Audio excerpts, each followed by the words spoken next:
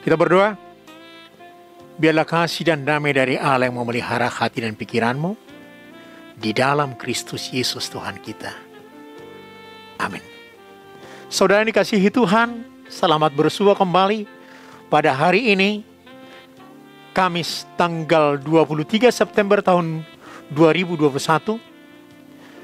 Dan kita akan menjalani kehidupan kita dengan sapaan firman Tuhan yang tertulis dalam kitab Kolose pasal 2 ayat yang ke-7. Hendaklah kamu berakar di dalam Dia dan dibangun di atas Dia. Hendaklah kamu bertambah teguh dalam iman yang telah diajarkan kepadamu. Dan hendaklah hatimu berlimpah dengan syukur. Luar biasa. Demikian firman Tuhan, saudaraku. Berakar di dalam Kristus. Saudara yang dikasihi Tuhan, berakar di dalam Kristus berarti tertancap dalam dan sangat dalam ke dalam tanah untuk mencari bahan makanan, untuk dapat hidup, untuk kuat, untuk kokoh, sehingga dia mampu menghadapi badai dan tiupan angin yang sangat kencang. Manusia yang berakar dalam Kristus berarti kita makin dalam memahami dan meneladani Yesus dalam kehidupan kita yang kita yakini sebagai sumber kekuatan dalam kehidupan kita. Pengenalan yang sejati kepada Yesus Kristus juga semakin menguatkan dan mengokohkan kita untuk menjalani kehidupan kita ke depan. Karena kita pastinya akan menghadapi segala badai dan tantangan persoalan kehidupan kita. Tapi melalui perikop kita pada hari ini, ditujukan kepada setiap orang yang menerima Kristus dalam kehidupannya. Untuk senantiasa berakar, dibangun, dan hidup di dalam Kristus.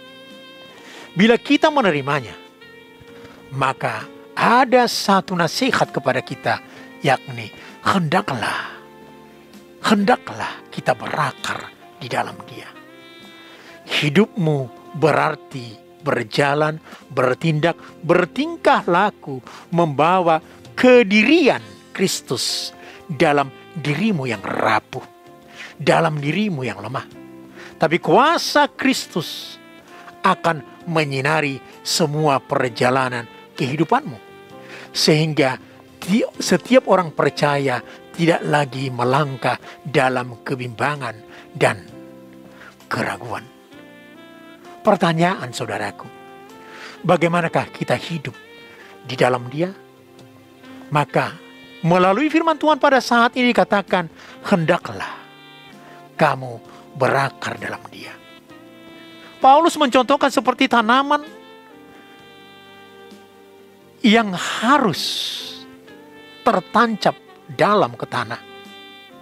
Dia harus menyerap segala energi, segala kekayaan yang ada dalam tanah itu sehingga dia tumbuh, dia berakar dan dia berbuah. Demikianlah hendaknya setiap orang percaya harus berakar di dalam Kristus, menerima kuasa, menerima energi, sehingga dia senantiasa segar, dia senantiasa bersinar, dan dia senantiasa mekar dan mempunyai harapan dalam kehidupannya. Yang kedua, dikatakan firman Tuhan, hendaklah kamu dibangun di atas Dia. Saudaraku, Paulus mengatakan kalau kita adalah bagian dari tubuh Kristus, Kristus adalah fondasi tempat kita menancapkan pilar pengharapan kita yang menopang kehidupan kita. Kalau fondasi itu rapuh, kalau fondasi itu tidak kokoh, maka pastinya kita juga akan gampang jatuh. Tapi pengenalan yang sejati kita kepada Yesus, dan kalau Anda dan saya dibangun di dalam Kristus, maka kita akan bertambah teguh.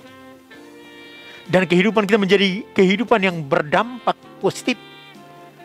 sehingga kita bisa memunculkan identitas kita sebagai orang yang sudah diperbaharui, yang sudah dipulihkan.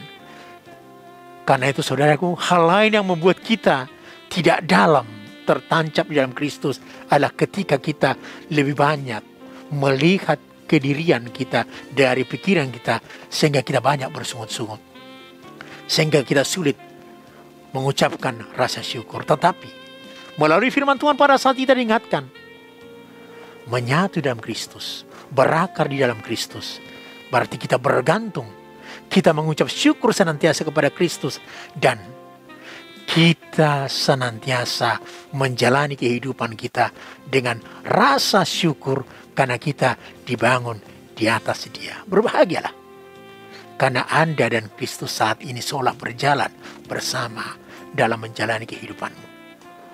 Amin. Kita berdoa. Terima kasih Tuhan Yesus. Saat ini Engkau menyapa kami agar kami menyatu, bahkan berakar dalam kuasa-Mu, dalam keselamatan-Mu, sehingga kami boleh menatap masa depan kami dengan kuasa-Mu, bukan dengan pikiran kami sendiri.